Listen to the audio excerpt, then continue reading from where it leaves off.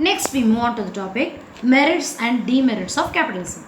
Automatic working, efficient use of resources, incentives for hard work, economic progress, consumer satisfaction, high rate of capital formation, development of new technology.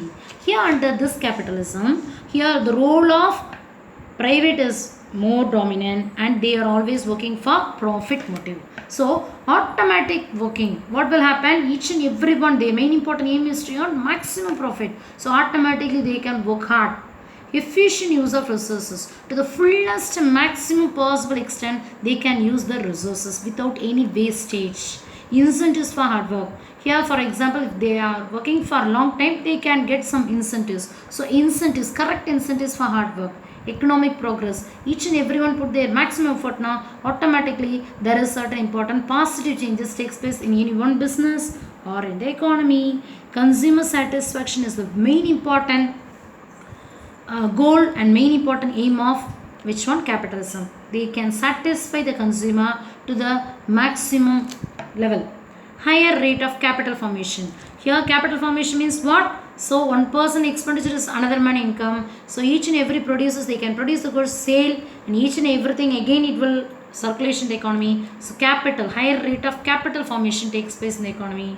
Development of new technology, to earn maximum profit, what they can do, they can adopt new method of technology in production process and they can satisfy the consumer to the utmost level.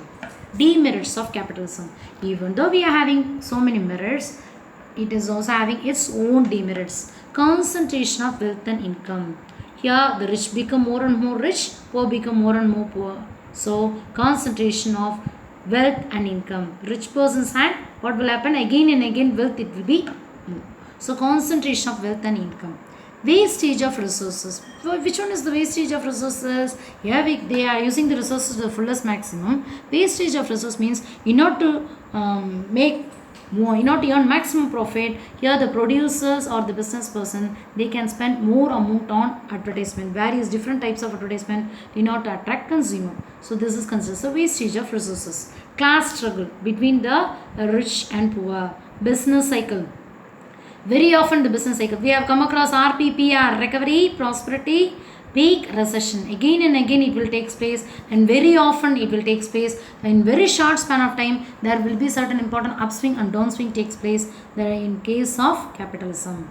Production of non-essential goods. Essential commodities, you all know that rice, sugar, dal, each and everything items which is very much essential in order to satisfy wants and needs of the consumer, basic needs. Amenities, we can call it as it is essential goods.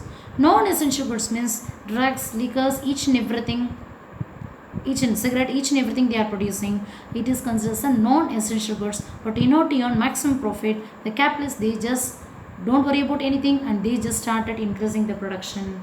So what will happen, these are the main important demerits. Once again we just go through automatic working, efficient use, incentives for hard work, economic progress, consumer satisfaction, high rate of capital formation, development of new technology.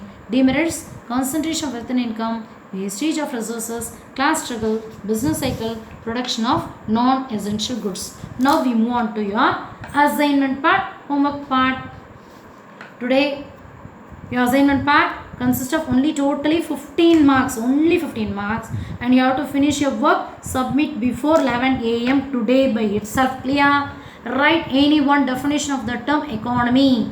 You can write any one definition, 2 marks. What are the economist classification? Flow chart, economist classification. Second flow chart you have to draw, 3 marks. Draw the flow chart for the functioning of economy based on activities, consists of 3 marks. First flow chart you have to draw, and this is the 3 mark question, and this is the 3 mark question. You want, you can write economic class introduction also you have to write. What is meant by economic system? You all know very that integration of individuals and institution, 2 mark question.